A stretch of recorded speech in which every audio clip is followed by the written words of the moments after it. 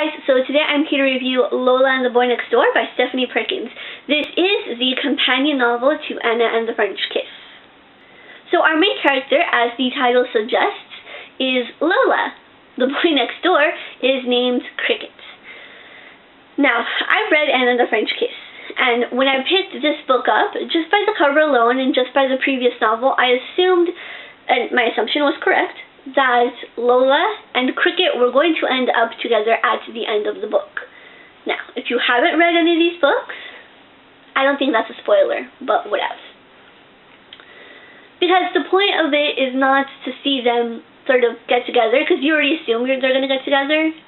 The point is to see how they get together, and the journey they take together in order so that, you know, they can be a couple and date and be happy. So the story takes place in San Francisco during the summer and the fall of, I think it's Lola's junior year in high school, like the summer before her junior year and then the fall semester of her junior year. Lola, when we meet her, is in a relationship with this guy named Max, and he's in a band, and he's just angry, and he's a jerk, for lack of a better term. He's just a jerk.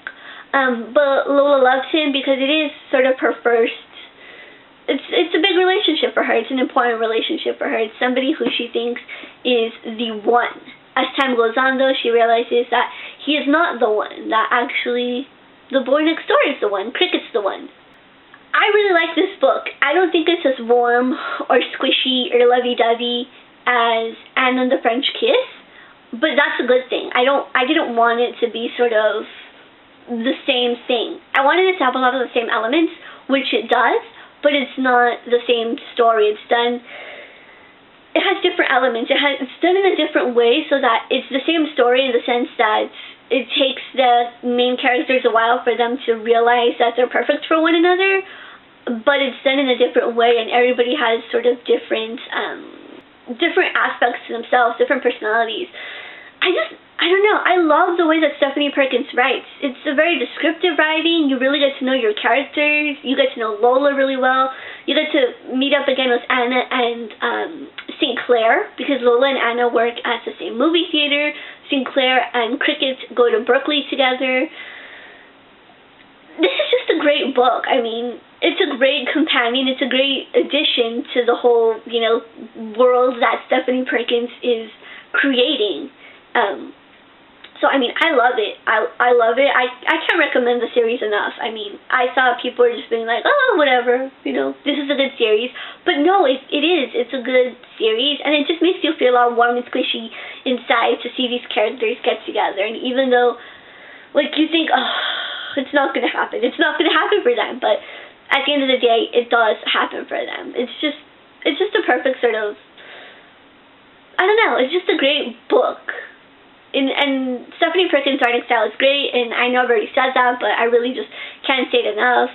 And I'm looking forward to the next book in the series. I think it's called Isla and the Happily Ever After, and that comes out in May, I want to say. Yes, I think like early May. So I'm really looking forward to reading that and seeing how sort of this world continues, and if it's a companion novel, which I'm assuming it is, so we're probably going to run into Lola and Cricket and Anna and Sinclair again, but I want to see how that's sort of intertwined. I mean, I'm just making assumptions here. I'm hoping we run into these characters again, just because you learn to love these characters, and these characters become your friends, and the cities that they're living in, you really sort of want to visit them. I mean, I've been to San Francisco, and this book made me want to go back to San Francisco, and it makes me want to go see the city again. And Anna and the French Kiss made me want to go to Paris, and I never really had, like, Paris was never a place that appealed to me, but now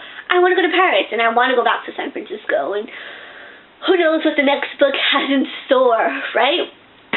But I give Lola and the Boy Next Door 4 stars. I think it's awesome. If you haven't read it, go read it. If you've read Anna and the French Kiss, you have to read this one. And if you haven't read either of these 2 books, seriously, go read them.